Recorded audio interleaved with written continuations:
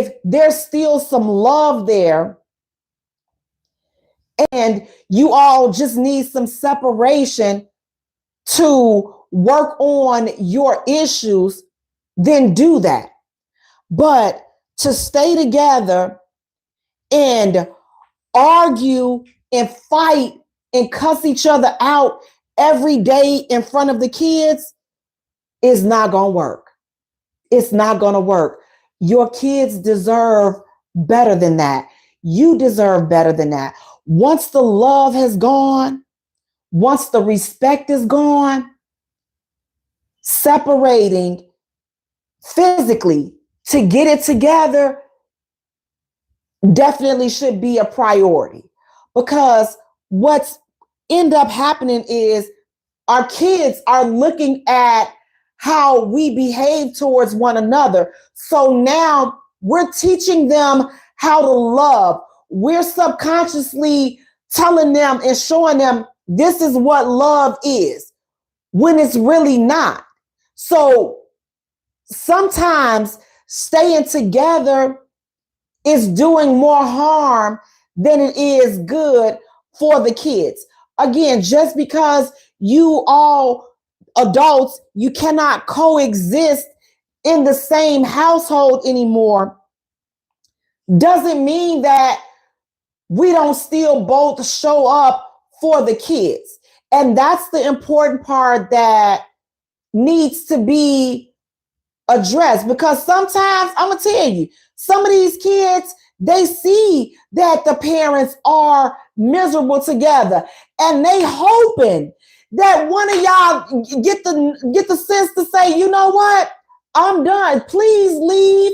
They waiting on that, because if they see, and this is how they see it, if one of the parties, your husband say 16 hours a day, so 16 hours when you and the kids, it's peaceful. But as soon as daddy come home, now we all arguing and everything is up in an uproar. The kids see it. They see it. They see it. They not necessarily taking sides, but they just wanted to be, listen, they know y'all shouldn't be together, because you happy when daddy ain't here, and most likely daddy working 16 hours because he ain't happy, and that's why he's over there.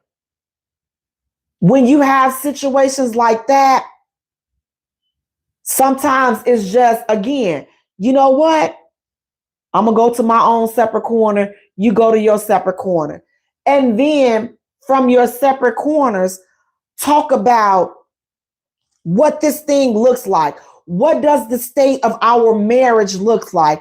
What does the state of our relationship look like? Not what does it look like for the kids, but what it looks like. What do it look like for us? Like Life Jenna say, let's stay together. Don't do it for the kids. Do it for me. If we gonna stay together, you got to stay together for your husband. You got to stay together for your wife. You can't stay together for your kids. You did not make vows to stay together for your kids. You did not make vows to them. You made promises to each other. So if you are at the point where you feel like, you know what, I'm no longer able, or I'm not willing to honor my vows to this person, but I love my kids and I don't want my kids to suffer, co-parenting may be the route to go. But I would know, for me, I would never want him to stay with me for the kids. Don't stay with me for the kids. Stay with me because this is where you want to be. Because I'm who you choosing and you who I'm choosing. Because staying for the kids, you settling. You're settling. Just like when some ladies, they get pregnant and then the dude stay because you got pregnant because you knew he didn't want to have kids out of wedlock. He's not going to love you like that because he never stayed for you. He stayed for the baby. And that's not going to do anything but breed resentment down the line.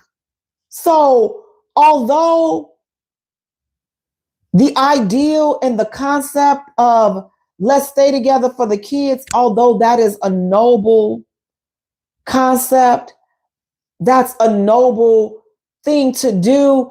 If we ain't staying together because we want to be together, we not together because you loving on me and I'm loving on you, what do we have?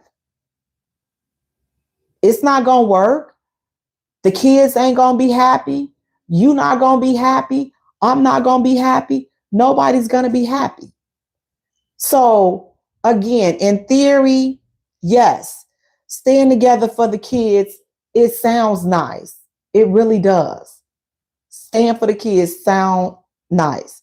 But if you really look at it, sometimes staying for the kids does more harm than it does good. So just because you're deciding to go to your separate corners, when you get to your separate corners and each individual, now we've calmed down.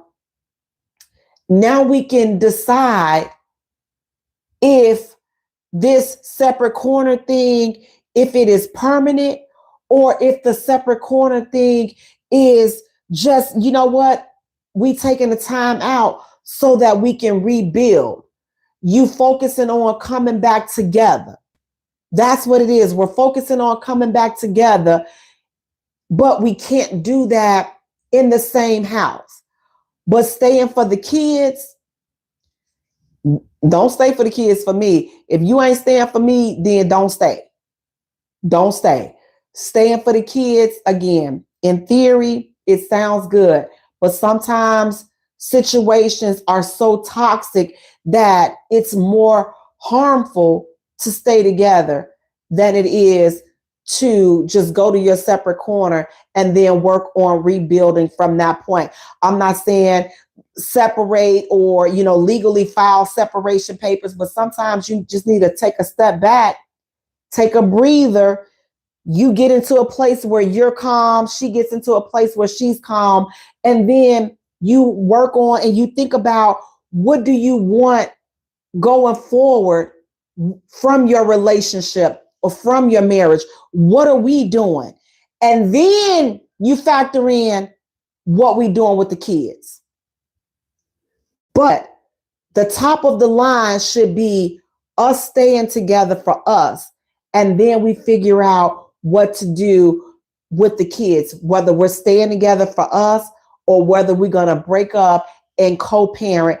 But whatever you decide to do, you owe it to yourself and you owe it to your partner to do what is best for you. You shouldn't have to suffer and be unhappy for the sake of your kids. Because again, that type of unhappiness, it spreads to the kids. And most times the kids end up getting hurt worse in the process of people staying together for the kids, because it's so much toxicity between the parents.